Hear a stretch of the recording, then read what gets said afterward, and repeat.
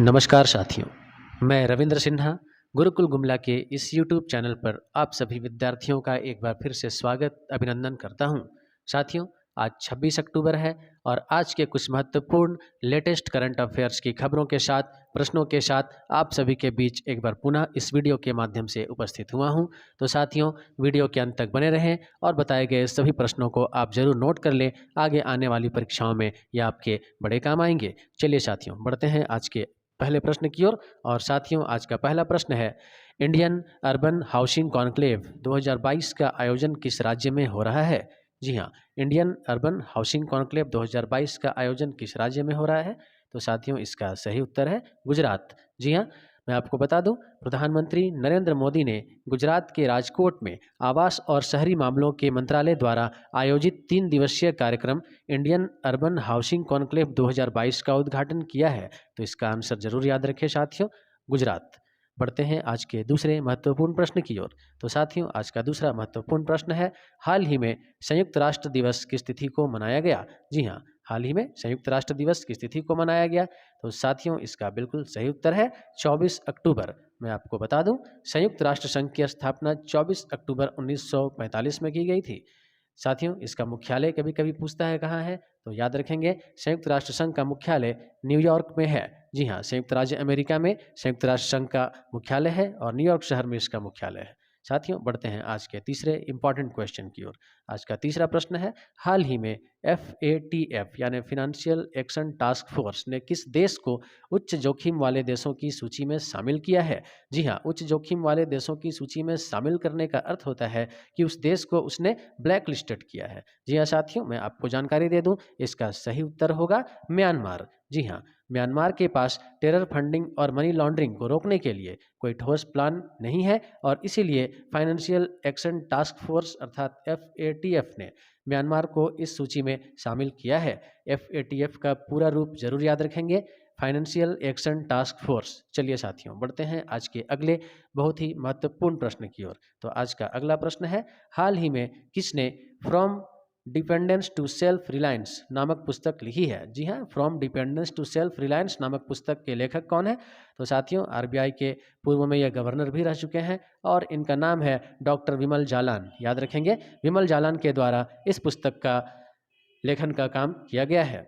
साथियों, बढ़ते हैं आज के पांचवें प्रश्न की ओर। तो आज का पांचवा प्रश्न है, हाल ही में किसने भारत का तीसरा पेरिस 2024 ओलंपिक कोटा जीता है? जी हाँ, हाल ही में किसने भारत का तीसरा पेरिस 2024 ओलंपिक कोटा जीता है? तो साथियों, इसका सही उत्तर है स्वप्निल कुसाले। याद रखेंगे साथियों, स्वप्निल कुसाले ये एक भारतीय निशानेबाज है। और आज का महत्वपूर्ण अगला छठा प्रश्न साथियों, आप लोगों के सामने यह रहा, विदेश मंत्रालय द्वारा आयोजित हेड्स ऑफ मिशन कॉन्फ्रेंस का आयोजन किस शहर में हो रहा है? जी हाँ, हेड्स ऑफ मिशन कॉन्फ्रेंस का आयोजन किस शहर में हो रहा है? तो साथियों, इसका सही उत्तर है केवड़िया। जी हाँ, स्थान का नाम याद रखेंगे, केवड़िया में इस सम्मेलन का आयोजन किया जाना है।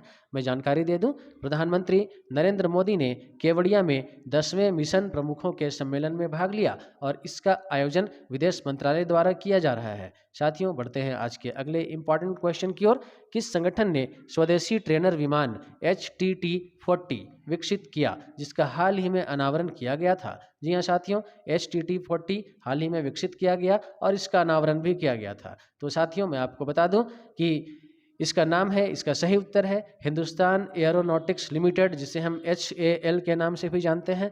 तो आंसर जरूर याद रखेंगे, हिंदुस्तान एयरोनॉटिक्स लिमिटेड। आपको मैं इसकी व्याख्या कर दूं साथियों, प्रधानमंत्री नरेंद्र मोदी ने हिंदुस्तान एयरोनॉटिक्स लिमिटेड द्वारा डिजाइन और विकसित की गई एक स्वदेशी ट्रेनर विमान HTT-40 का अनावरण किया। इसे गुजरात के गांधीनगर में 12वें डिफेंस एक्सपो के दौरान इंडिया पैवेलियन में लॉन्च किया गया था। साथियों, तैयार हो जाइए अगले प्रश्न के लिए। और अगला प्रश्न है, हाल ही में किस राज्य में SC और ST के लिए आरक्षण बढ़ाने वाले अध्यादेश को मंजूरी दी गई है? जी हाँ, SC और ST वर्ग के लोगों के लिए आरक्षण बढ़ाने वाले अध्यादेश को मंजूरी दी गई है। तो साथियों, इसका सही उत्तर है कर्नाटक। जी हाँ, याद रखेंगे, कर्नाटक राज्य के राज्यपाल ने एक अध्यादेश को मंजूरी देते हुए SC के लिए 15% से बढ़ाकर 17% और ST के लिए 3% से बढ़ाकर 7% आरक्षण की सुविधा की है। चलिए साथियों, बढ़ते हैं आज के नवें महत्वपूर्ण प्रश्न की ओर। आज का नवा प्रश्न है, संयुक्त राष्ट्र बहुआयामी गरीबी सूचकांक अर्थात मल्टी डायमेंशनल पॉवर्टी इंडेक्स के अनुसार दुनिया भर में सबसे ज़्यादा गरीब लोग किस देश में है? जी हाँ, सबसे ज़्यादा गरीब लोग किस देश में निवास करते हैं? तो इसका सही उत्तर है भारत। याद रखेंगे, संयुक्त राष्ट्र विकास कार्यक्रम और OPHI द्वारा जारी बहुआयामी गरीबी सूचकांक रिपोर्ट के अनुसार वर्ष 2005-6 और वर्ष 2019 से 21 के बीच भारत में गरीब लोगों की संख्या में लगभग 41.5 करोड़ की गिरावट आई है। भारत में दुनिया भर में सबसे ज़्यादा गरीब लोग 228.9 मिलियन है। इसके बाद नाइजीरिया का स्थान आता है, जहां 96.7 मिलियन लोग गरीबी में गुजर बसर कर रहे हैं। साथियों, बढ़ते हैं अगले प्रश्न की ओर। अगला प्रश्न है, freedom house internet freedom index में भारत का रैंक क्या है? जी हाँ, freedom house internet freedom index में भारत का रैंक क्या है? तो साथियों, इस सूचकांक में भारत का स्थान 51वां है।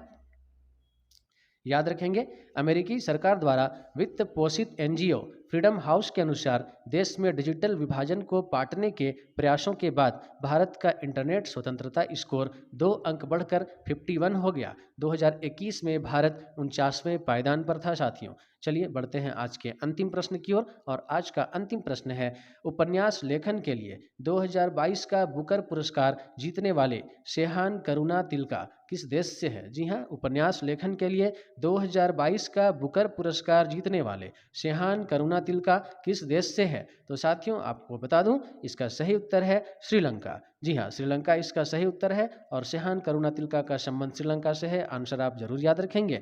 मैं आपको बता दूं कि शेहान करुणा तिलका के द्वारा the 7 moons of Maali Almeida, जी हाँ, the 7 moons of Maali Almeida नामक उपन्यास की रचना की गई और इसी उपन्यास के लिए उन्हें 2022 का बुकर पुरस्कार दिया गया। तो चलिए साथियों, आशा है, उम्मीद है आपको आज के ये 11 प्रश्न निश्चित तौर पर पसंद आए होंगे। और जैसा कि हर एक वीडियो के अंत में मैं आप लोगों के लिए एक सवाल छोड़ जाता हूं, जिसका जवाब आपको आपके कमेंट बॉक्स में देना होता है। तो साथियों, मुझे इंतज़ार रहेगा आपके जवाब का।